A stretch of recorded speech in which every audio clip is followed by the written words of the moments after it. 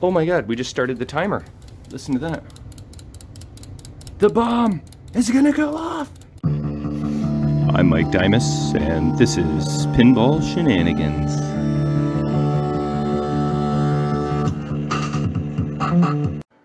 Hey boys and girls.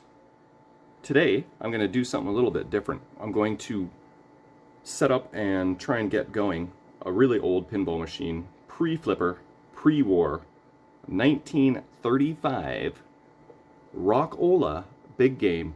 This was part of a big lot my buddy Kevin and I picked up. There was 28 machines, and there's a video of that.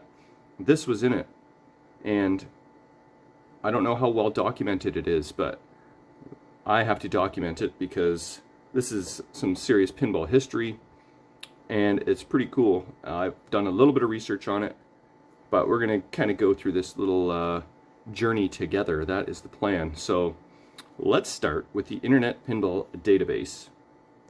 Oh, hey, yeah, I'm slacking at the job here, don't mind me. Okay, let's turn off the flash. And I should really get one of those screen capture programs. You know, learn how to do that.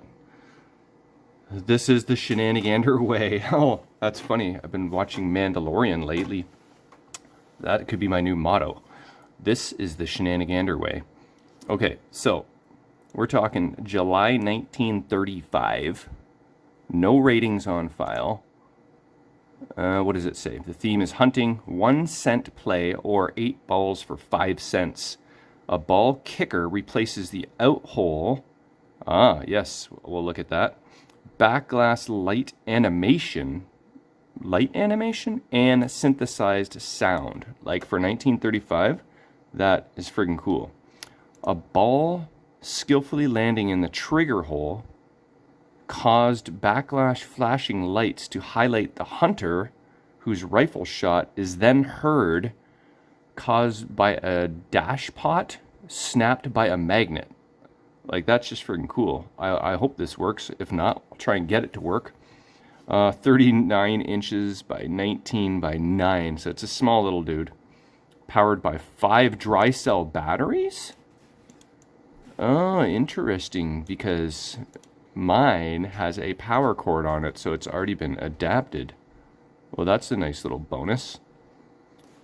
So, first game with synthesized sound, described in U.S. patent number whatever, applied for in August of 1935, patented in 37 by Rock-Ola. I believe that is the same company that does the jukeboxes and all that stuff. Come on. It was seen as a gimmick and was soon dropped from Rock-Ola's games. Interesting. So this is what we got. 5, 10, 14 photos. Let's take a quick peek here.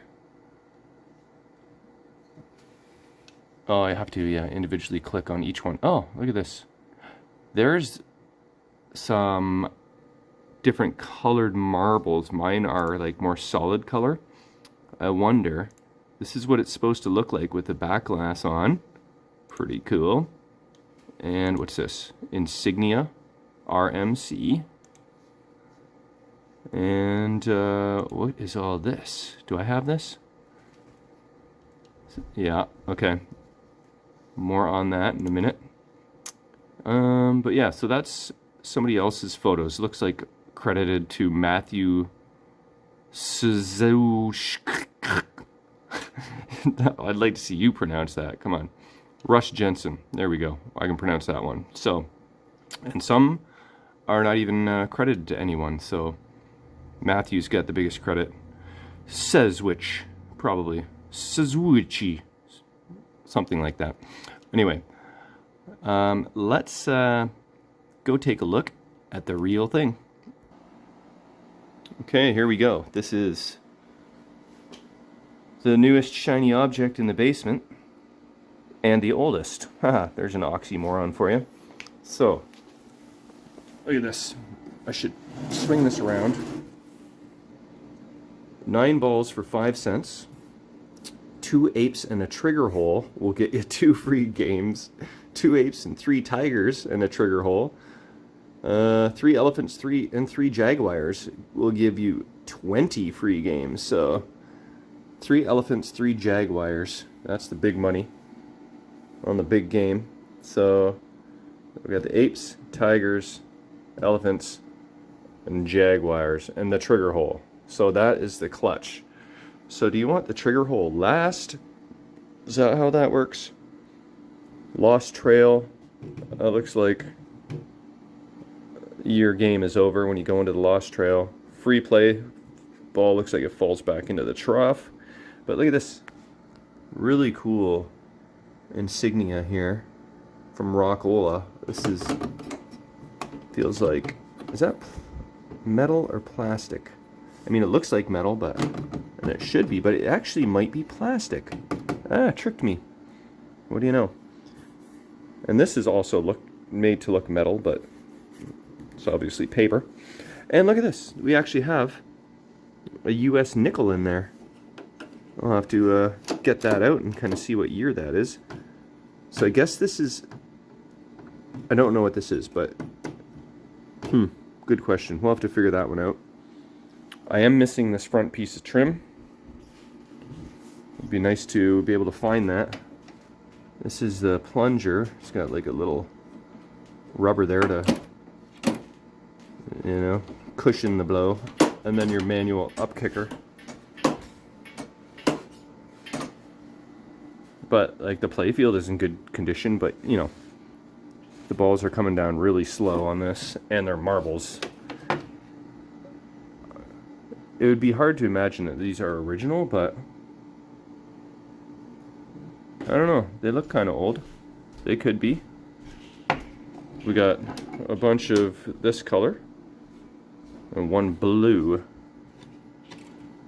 So there it is, big game. We got a gate here that does not look like it's original. I can't say for sure.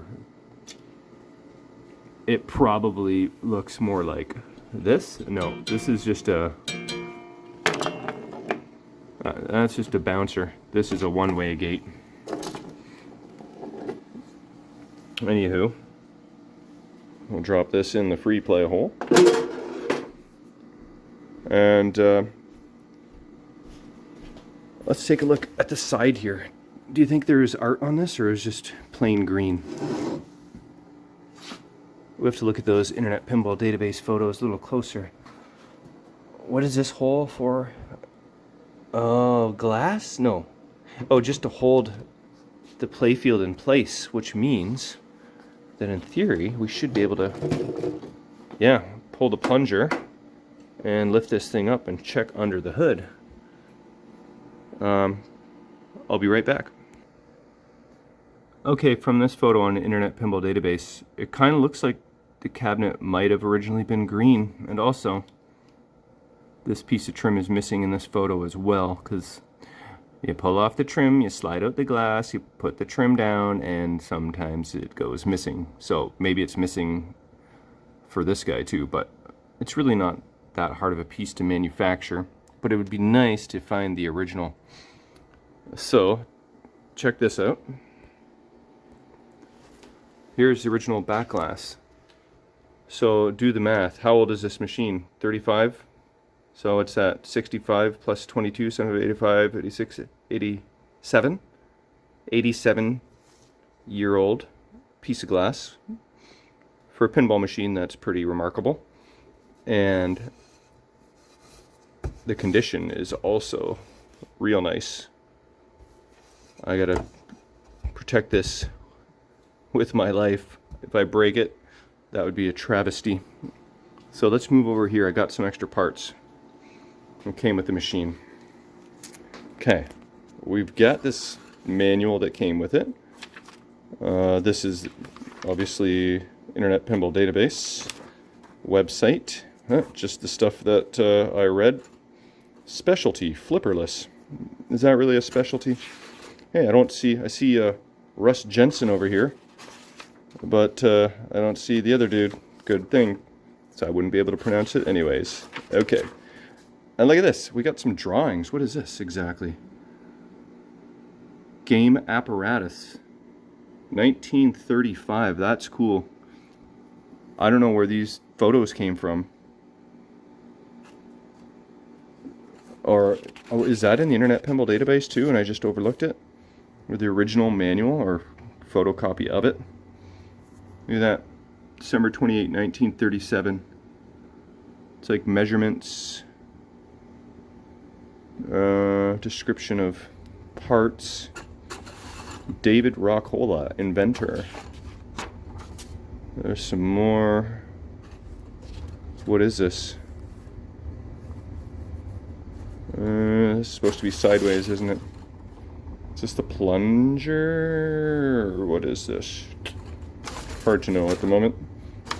Just want to scan over this stuff and see. United States Patent Office? Huh. I'll have to check, see if that's on the Internet Pinball database. And there's all the numbers and the description. So like 56, an animal charging a hunter with a gun in firing position. Okay, pretty cool, pretty cool. It's be nice if it was sort of like more point form and not one big giant friggin' paragraph, but there it is. That's how they did it in 1937. Okay, that's pretty cool. So look, I have one leg bracket and one leg bolt. Ooh. I don't think that I have any bolts of this style. It'll be hard to throw this thing on legs. That's what I forgot upstairs, the legs. I got them. But look at this. Original coin door with the logo.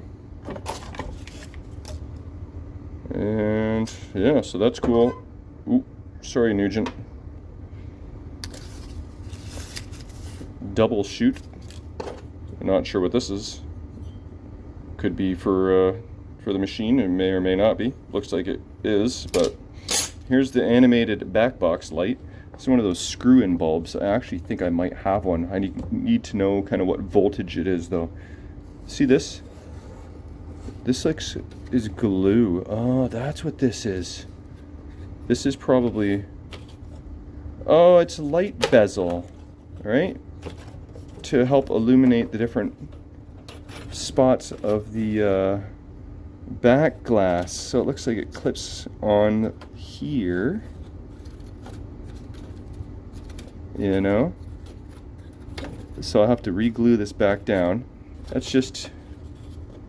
Is that what that is? I don't know what this is. But that definitely looks like how it was. Like that fits in the grooves perfectly like that. And then these things are like switches, I guess. Oh, there's another light. And this guy, where does this guy go? So, got a little bit of figuring out to do. But this guy kind of like just attaches to the back here. And yeah, we got a couple spots for screws we'll have to figure out. I feel like this is going to be maybe a little more complex than just kind of screwing it together and hoping it works. But that's the exterior. What's the back look like here? Okay. Very cool. Should we... Oh yeah, I see the glass slides in from down here, so you kind of got to fight with these guys a little bit, it looks like, to get the glass in there, but we won't just do that just yet. Alright, well, let's check out under the hood. Okay, I was pretty easily able to remove the playfield. There's no wires connecting the guts to the playfield at all, so just yoinked right out. And let's have a look. Oh, there's a ball in the out hole still. Oh, where'd you go? Oh, here we go. Landed in a bit of a divot. Okay. Yeah, so we'll put that. That's how that works. Okay, so what do we got here? A couple springs. Look at this. Okay, so it does do a reset kind of thing. Oh my god, we just started the timer. Listen to that. The bomb is gonna go off! Get out of here! Okay, so is when you push in your 5 cents, you move the whole friggin' playfield, and that will clear the balls out. They'll all fall down into the rolling board. It's a proper technical term, I'm sure. And away you go. You can start plunging balls. There's one of these timers on my 1947 Humpty Dumpty, and it's just it'll go off after like so much inactivity. It just shuts off because I think it's just trying to preserve the batteries or something. So all these switches look pretty standard. This is oh, look at this. What is this all about? Huh. So when this solenoid fires, shoots the ball out from between what would be flippers, that is not. Kicks the ball out into the playfield. That's if you get like the little bonus feature, I think. So you got one solenoid, and what's this? That's just the receiver piece there. Okay, so all these wires connect to here.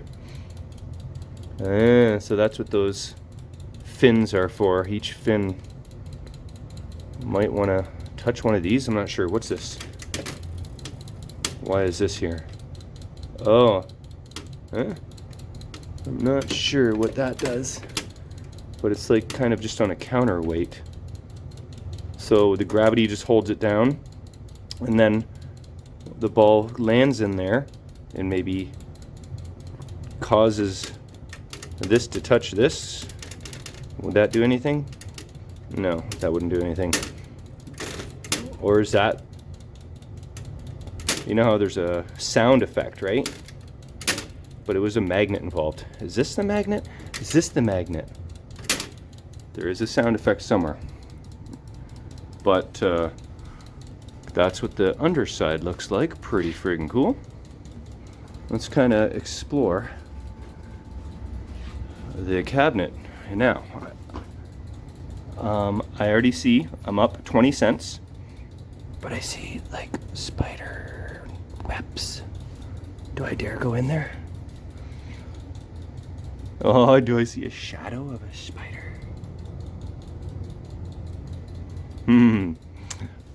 Okay, so somebody's been in here because these screws have been removed.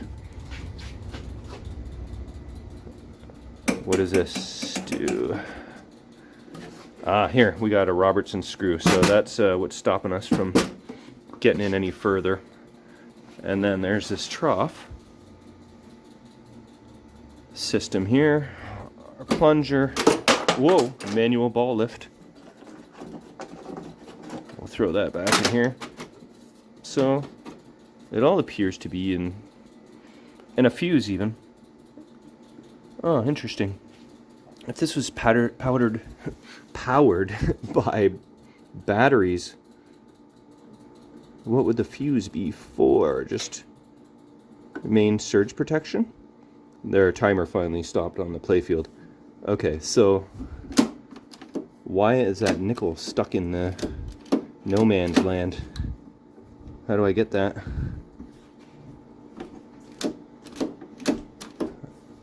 Don't matter. Okay. Here's another like lift, some sort of bar here. What does this do? Oh, that's part of the manual ball lift. Okay. All right, I'm going to remove this screw and we'll take a look underneath. Okay, so there was another screw in there that I had to remove. Just another Robertson, someone else stuck in there. But there's the underboard, I don't know what you call it. And here's the guts of the cabinet. So we got ourselves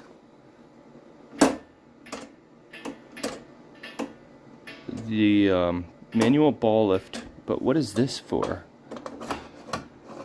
Why is this here? Is this like...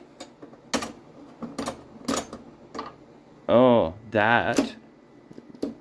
Let's throw in a nickel and see what is going on here. So, stick a nickel in here. Then I'm imagining this will allow us to push this, which pushes the manual ball lift, potentially. and like makes the first ball go up. So, voila. There we go. Let's try that one more time. Here, I'll even grab a ball. Blue balls. Okay, so this is what it looks like from inside.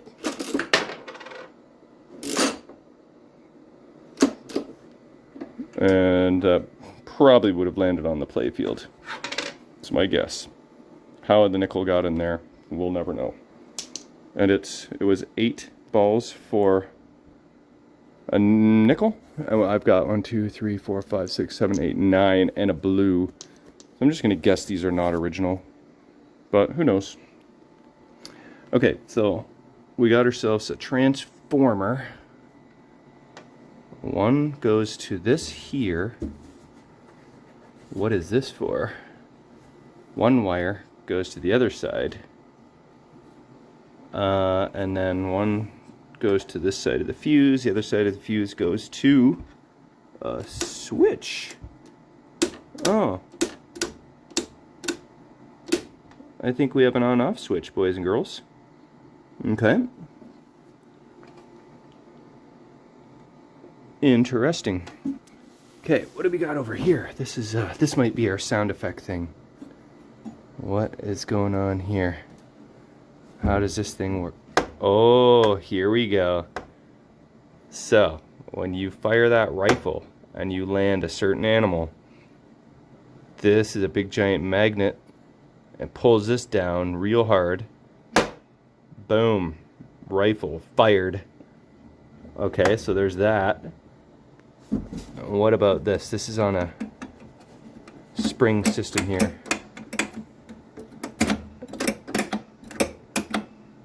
Huh.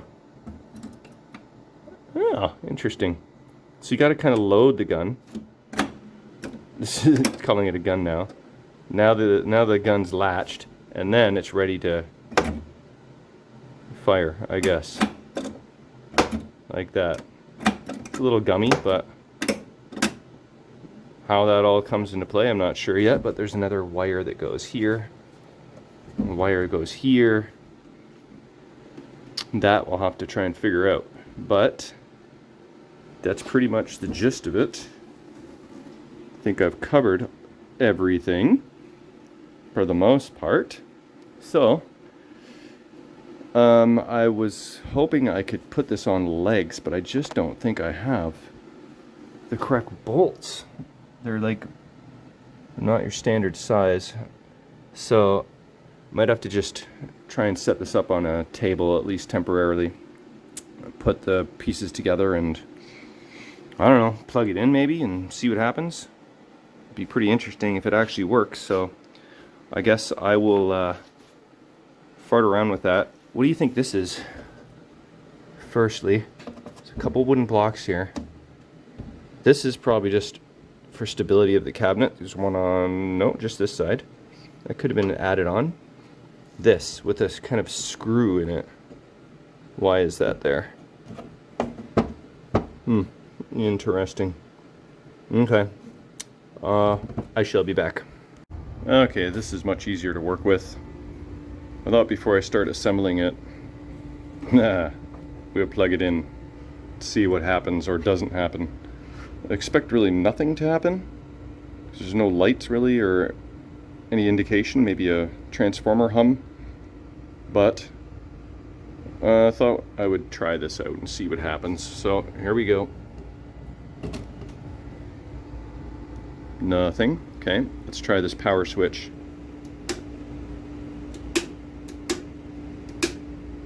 Okay. Doesn't mean it's working or not working, but it means nothing is starting a fire, which is good, because I wouldn't be able to see that if I have the playfield in. So I guess we'll call that test passed. Alright, I got this much assembled, but I'm going to have to wrap up this episode and we'll continue on another. The next step is to try and find what style bulbs go in here and see if I have them, because I'm pretty sure I have screw-in types, but are they the right voltage? I don't think this piece belongs. I could be wrong. I don't know where this goes. And then I'm going to have to find the proper screws and length to be able to screw this guy to the back side.